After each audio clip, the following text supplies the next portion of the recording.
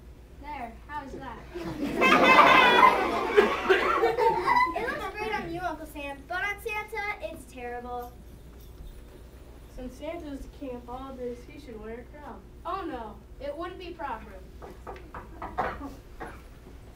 The April Fool! Oh, Santa, will you ever forgive me? Here's your suit. Where in the world did you find it? I can hardly bear to tell you. I had it all the time. I took it as a joke. A joke? An April Fool prank. I thought it would be funny to pretend I was Santa Claus and then shout out, April Fool! You're worse than the neighborhood who stole my card. Yeah! I wasn't stealing. I meant to return it right away, but somehow forgot until just now when I heard Santa's SOS on the radio. The wretch belongs in the stocks. Yeah! She's disgraced holiday land. Yeah! She must be sent to exile, banished forever. Yeah! Our wishes and gowns make short work of her. Yeah! Now without a trial, the court of the calendar must decide her fate. April Fool, I order your arrest. Yeah! No, I forbid it. But she's broken the law! And she has mended it by returning my property. For that, I will bring no charges against her. Thank you, Santa. I will never do such a foolish thing again, not even for fun. I'm sure you won't. I would do anything to show you how sorry I am. Then, give me your cap. My cap? It's just what I need to complete my outfit. If Mrs. Cottontail put a ball of fur on the end, it'll be perfect. But you don't need your cap now. You have your very own suit. I'll help you put it on. Oh, no thank you. I'd rather wear this one. But this one is made of bits and pieces. It really isn't a proper Santa suit at all. Oh, yes it is, my dear. It is the best suit I've ever had because it is made out of love and good wishes. Thank you, Mrs. Cottontail. And as for the other suit, Mrs. Santa, you can put it away in mothballs. From now on, I'm going to wear this suit as a reminder that Christmas is every holiday rolled into one. You're right, Santa. Christmas is a day of love and kindness. A day of faith and prayer. A day of joy and gladness. A day of fun and laughter. A day for remembering the past. A day of peace and goodwill to all mankind. So it's all aboard for the merriest Christmas ever. You can tell the children that I'm on my way. Goodbye, Santa.